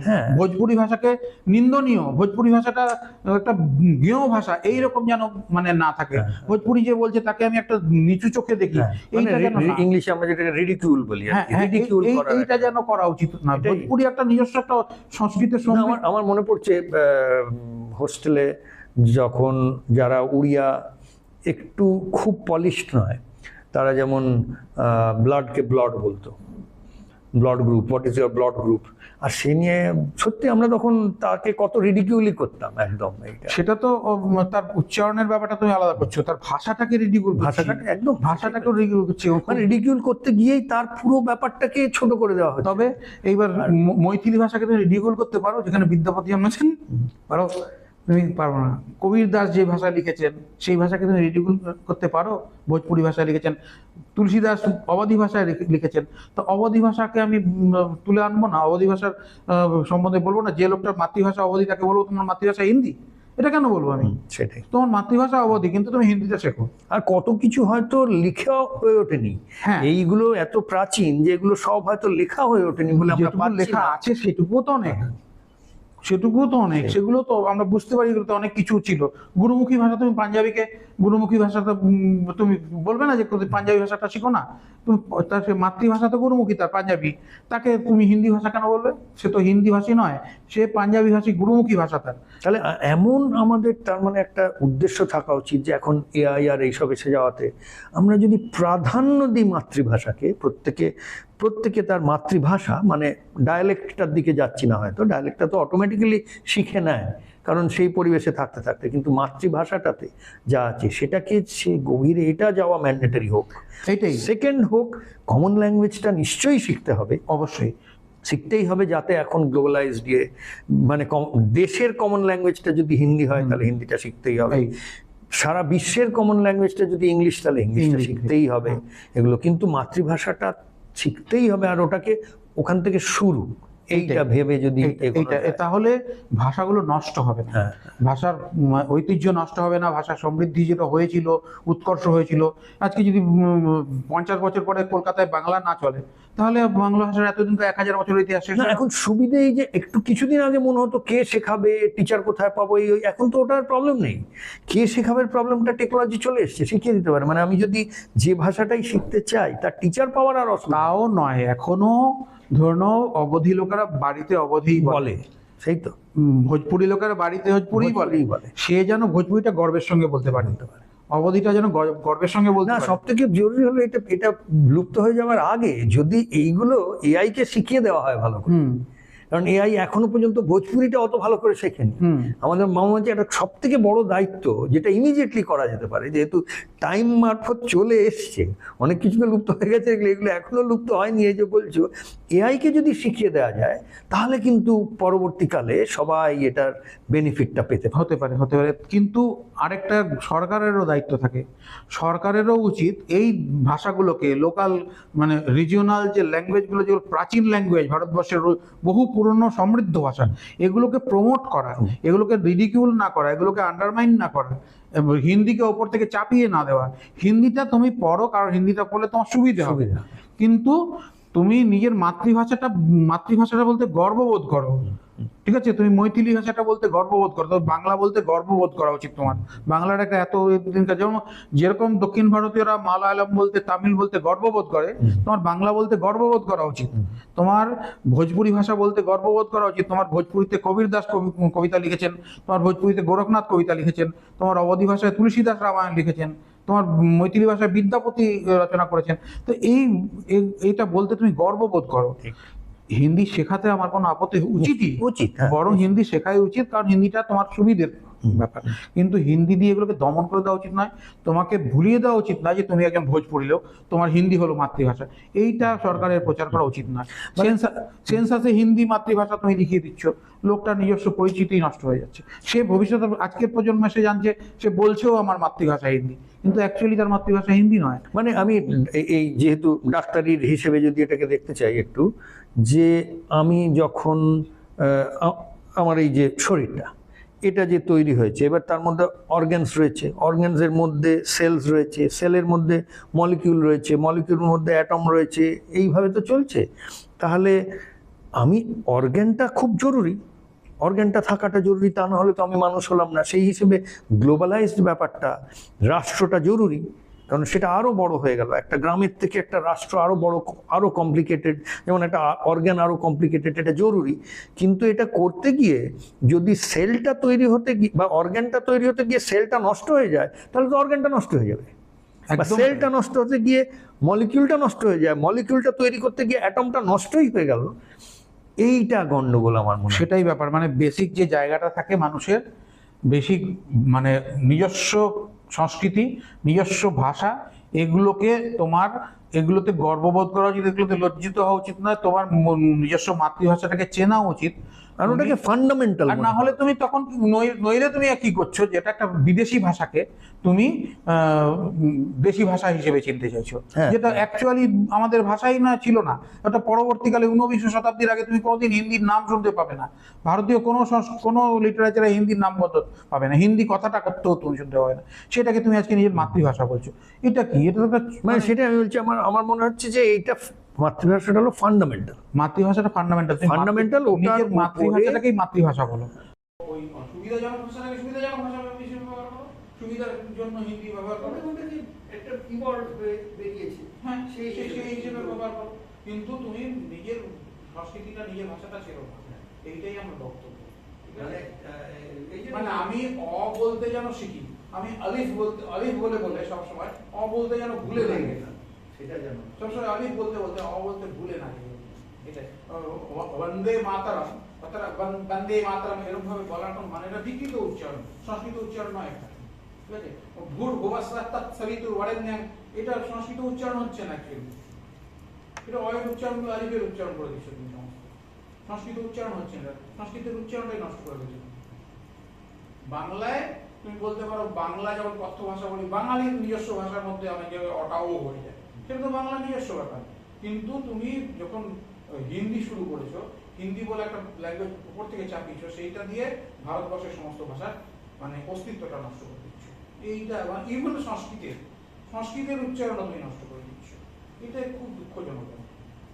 তাহলে সে মানে লেসন যেটা শেষ আমি বলবো পুরোটার মধ্যে থেকে, যেটা এটাই বোঝাচ্ছে নিশ্চয়ই হিন্দি থাকুক, ইংলিশ থাকুক, যা থেকে আমি হিন্দির মধ্যে থেকে সারা রাষ্ট্রের মধ্যে একটা একতা পাচ্ছি, কমনালিটি পাচ্ছি, ইংলিশের মধ্যে সারা গ্লোবের কমনালিটি পাচ্ছি, কিন্তু বুঝতে হবে যে ফান্ডামেন্টাল যেটার উপর দাঁড়িয়ে থাকবো আমি, সেটা যেন সেটা প্রাধান্য পায়, সেটা বুঝতে শিখি, আর সেটাকে যথেষ্ট গুরুত্ব দেওয়া হোক, যাতে, কারণ ওটা যদি নষ্ট হয়ে যায় তাহলে ঠিক ওই রকমই হবে যে আমার অর্গানটা রয়েছে কিন্তু সেলটা নষ্ট হয়ে আমার যাবে। ভালো লাগলো আহমেদাবাদে, জানো তো, আহমেদাবাদের গুজরাটিরা সবাই কিন্তু হিন্দি বলতে পারে, মোটামুটি আহমেদাবাদের লোকজন হিন্দি বলতে পারে, আমাদের সঙ্গে হিন্দিতে কথা বলছিল, কিন্তু তারা নিজেদের ভাষা, হোর্ডিং, দোকানের নাম, কোথাও তুমি হিন্দির নাম বলতে পারো না, সমস্ত জায়গায় গুজরাটি ভাষা বলতে পারো, সব কিছু। অথচ কলকাতায় অর্ধেক জায়গায় হিন্দি করে দেওয়া হয়েছে, হিন্দি বা ইংলিশ, হিন্দি বা ইংলিশ করতে, বাংলা পিছনে স্টেশনের নামগুলোতে ছোট করে বাংলা লেখা, হ্যাঁ, বড় করে হিন্দি। স্টেশনটা তো তবুও ধরো একটা আনুষ্ঠানিক ভাবে ফর্মাল, কিন্তু না না, আমি আমাদের স্টেশনগুলো তো গুজরাটিতে লেখা, আমি দেখলাম। গুজরাটিতে লেখা, গুজরাটি নিশ্চয়ই ইংলিশ আর গুজরাটিতে লেখা, তাহলে এইটা তো হিন্দিতে নেই। হিন্দিতে নেই, নেই? না, হিন্দিতে লেখা নেই, স্টেশনগুলোতে ইংলিশ আর গুজরাটিতে লেখা। আচ্ছা, এটা আশ্চর্য। আশ্চর্যজনক ঘটনা এবং আশ্চর্যজনক ভালো ব্যাপার। আমি সেখানকার ওই ব্যাপারটা আমি তাদের সমর্থন করলাম।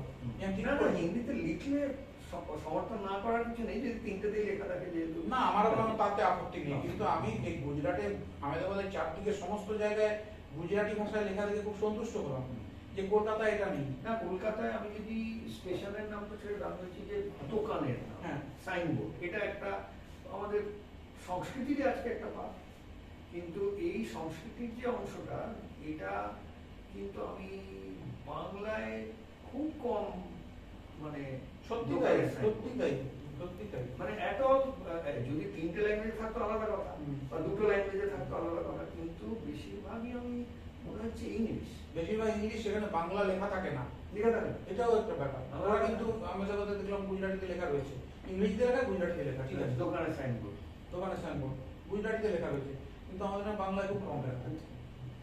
এটা এই মানে এই ব্যাপারগুলো, মানসিকতাগুলো কিন্তু আমাদের কোনোরকম ভাবে, আমরা যদি এই সোশ্যাল মিডিয়া ব্যবহার করে যে কোনো ভাবে মানসিকতাগুলো তৈরি করার দরকার আছে নিজেদের। আমি বলছি সোশ্যাল মিডিয়া ব্যবহার করে মানুষের মধ্যে এই ডিমান্ডটা আনা, তাদের চাহিদাটা আনা, আর তারপরে টেকনোলজি ব্যবহার করে, যেহেতু এই আইআইটি রিসার্চ পার্কের স্টুডিওতে বসে করছি, সেখানে টেকনোলজি ব্যবহার করে এই ডিমান্ডটা তৈরি হলে ডিমান্ডটাকে খুব সহজে যাতে ফুলফিল করা যায়, সেই টেকনোলজিটা তৈরি করা, কারণ সেটা অলরেডি ওই জায়গায় আমরা পৌঁছে এআই নিয়ে যেখানে রয়েছে করা যাতে যাবে খুব সহজে এই ব্যাপারে তোমরা আরো ভালো বলতে পারবে, আমার লাইন থেকে কিছুটা আলাদা, তোমরা আরো ভালোভাবে বলতে পারবে। না না, তার মধ্যেই আজকে কথা হচ্ছিল। আজকে একটু আমরা শেষ করার আগে একটু বলে রাখি যে আমরা আপনার এই যারা যারা কথা আমাদের এই কথাগুলো শুনছেন, তারা যদি ইন্টারেস্ট জাগে নিশ্চয়ই এগুলোকে আরো ছড়াবে। এইগুলো খুব গভীর ব্যাপার, মানুষের ইন্টারেস্ট এইসবে হওয়া উচিত। এই জন্য আমরা এই ডিসকাশনগুলো করি, কারণ নানা রকম শ্যালো যেগুলো যেগুলো খুব সার্ফেসে উড়ে বেড়াচ্ছে, তাতে তো মানুষের ইন্টারেস্ট হয়েই থাকে খুব সহজে। এইগুলোতে ঢোকা একটু অসুবিধে, কিন্তু এই নিয়েই ছোট ছোট ইন্টারেস্টিং রিলস শর্টস বানিয়ে যারা সোশ্যাল মিডিয়া প্রচুর যাদের যাদের লক্ষ লক্ষ লোক যাদের কথা শুনছেন জানছেন, তারা এর মধ্যে থেকে ছোট ছোট ব্যাপারগুলো ইন্টারেস্টিং করে যদি ছড়ানো হয়, তাহলে মানুষ এই গভীরগুলোর দিকে আসবে হয়তো। আর আসলে কি হবে, এই নবান্নর মতন মানুষরা তারা শুধু যে জ্ঞান দিয়ে খালাস তাই নয়। এই যে আইআইটি খড়গপুরের রিসার্চ পার্কে বসে আমরা এগুলো রেকর্ড করছি, এই আইআইটি খড়গপুরের রিসার্চ পার্কে নানা রকম অনুসন্ধানের মাধ্যমে, ইনোভেশন অনুসন্ধান এইসবের মাধ্যমে বিভিন্ন প্রোডাক্ট, বিভিন্ন নতুন টেকনোলজি, নতুন প্রযুক্তি এইসবগুলো তৈরি হওয়ার জন্য এই জায়গাটা তৈরি। তো তার জন্য আমাদের আজকেই বসে একটা কথা হয়েছে যে আমরা নবান্নর যে অন্যান্য দিক রয়েছে, বিভিন্ন প্রযুক্তির দিক রয়েছে, কারণ আইনস্টাইনের থিওরি নিয়ে নবান্নর লেখা বই রয়েছে, সেই বইয়ের ডিটেলস আমি এই ভিডিওর ইয়েতেই আমরা দিয়ে দেবো, আপনারা দেখবেন, পড়বেন। আর আমরাও চেষ্টা করছি নতুন নতুন প্রযুক্তি, নতুন নতুন টেকনোলজি এইসবের মধ্যে দিয়ে বার করে। এমনি কিছু বুঝতেই পারছেন, মানুষটাকে সঙ্গে পরিচিত হয়ে কথা বলে যে ওনার ভেতরে যে কত কি রস রয়েছে, তার মধ্যে কিন্তু প্রযুক্তি টেকনোলজিরও একটা বিরাট দিক রয়েছে, সেগুলোকেও আমরা নতুনভাবে তুলে ধরবো। আর এই আইআইটি রিসার্চ পার্কের মধ্যে দিয়েই আমরা নিয়ে আসবো যে কিভাবে নতুন প্রোডাক্ট তৈরি করা যায়, নতুন ইনোভেশন আনা যায়। আমি জানি ছোটবেলা থেকে অনেক এমনি জিনিস যেগুলো নিয়ে নবরন্দা ইংলিশে বলা হয় টিঙ্কার করেছেন, সেগুলোকে কি করে আমরা প্রোডাক্ট হিসেবে নিয়ে এসে মানুষের মানে আমি মূলত স্বাস্থ্যের ব্যাপারে আগ্রহী, যে মানুষের